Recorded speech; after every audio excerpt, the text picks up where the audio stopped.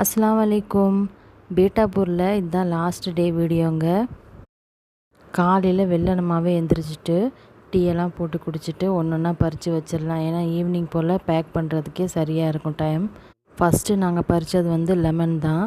அங்கே வீட்டுக்கு பின்னாடியும் இருக்குது, முன்னாடியும் ஒரு மரம் இருக்குது. 2 மரத்தில் இருந்தையும் லெமன் பறிச்சாச்சு.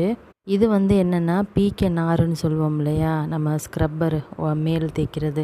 இது வந்து அங்கே போர்ட்பிளரில் கிடைக்கவே கிடைக்காதுங்க.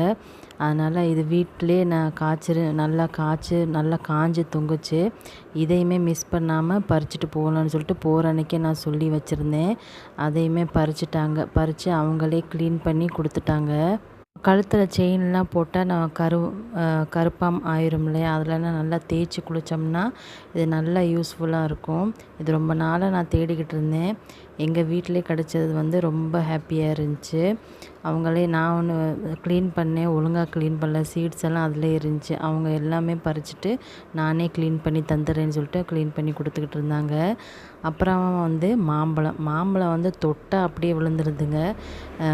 மரத்தில் பார்க்கும்போது ஒன்றுமே இருக்காது. ஆனால் காலைல எழுந்திரிச்சு பார்த்தோம்னா எப்படி ஒரு 10 மாம்பழத்துக்கிட்ட விழுந்திருக்கும். ஏற்கனவே நிறைய விழுந்துருந்துச்சு. அது எல்லாமே எடுத்து வச்சுட்டு 2, 3 பழுத்ததாக இருந்துச்சு. அதையுமே பறித்து வச்சுட்டோம். அப்புறம் வந்து வாழைத்தார் இதெல்லாம் எல்லாமே பறித்து வச்சுட்டு அப்படியே நாங்கள் பிரேக்ஃபாஸ்ட்டு சாப்பிட வந்து பில்லி கிரவுண்ட் போய்கிட்டு இருக்கோம். நாங்கள் இருக்கிற இடத்தோட பேர் வந்து சாட்கும்னு சொல்லுவாங்க. 7ஆம் நம்பர். அங்கே வந்து நம்பர் கணக்கு தான் சொல்லுவாங்க. அங்கேருந்து ரங்கத்துக்கு போனாலும் 1/2 மணி நேரம், பில்லி கிரவுண்ட் போனாலும் 1/2 மணி நேரம் போல் ஆயிரும். அப்படியே ஒரு 1/2 மணி நேரம் ட்ராவல் பண்ணி வந்து ரீச் ஆகிட்டோம். ஏன்னா ரோடு சுத்தமாக சரியில்லைங்க. அதனால் ரொம்ப லேட் ஆயிடுச்சு. 1/2 மணி நேரத்துக்கு மேலே ஆயிடுச்சு.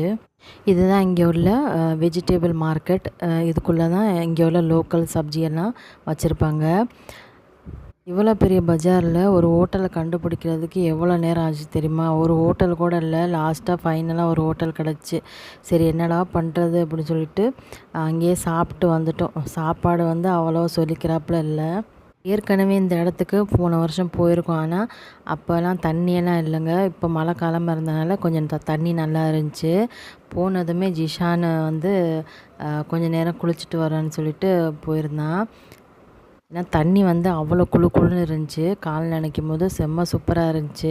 குழந்தைங்களுக்குலாம் நல்ல என்ஜாய்மெண்ட்டாக இருந்துச்சுங்க. கொஞ்சம் நேரம் அங்கே டைம் ஸ்பெண்ட் பண்ணிவிட்டு அப்படியே கீழே இறங்கி வந்தாச்சு. நாங்கள் கீழே இறங்குனதும் தண்ணி ரொம்ப ஸ்பீடாக ஃபோர்ஸாக வந்துருந்துச்சு. நான் பயந்துக்கிட்டு அங்கேயே நின்றுக்கிட்டு இருந்தேன். ஏறும் போது என்னமோ ஈஸியாக ஏறிட்டேன், ஆனால் இறங்கும் போது ரொம்ப பயமாக இருந்துச்சு. இந்த வீடியோ உங்களுக்கு பிடிச்ச மாதிரி இருந்துச்சுன்னா லைக் அண்ட் ஷேர், சப்ஸ்கிரைப் பண்ணிக்கோங்க. இன்னொரு நாளைக்கு வேறு ஒரு வீடியோவில் பார்க்கலாம். அஸ்ஸலாமு அலைக்கும்.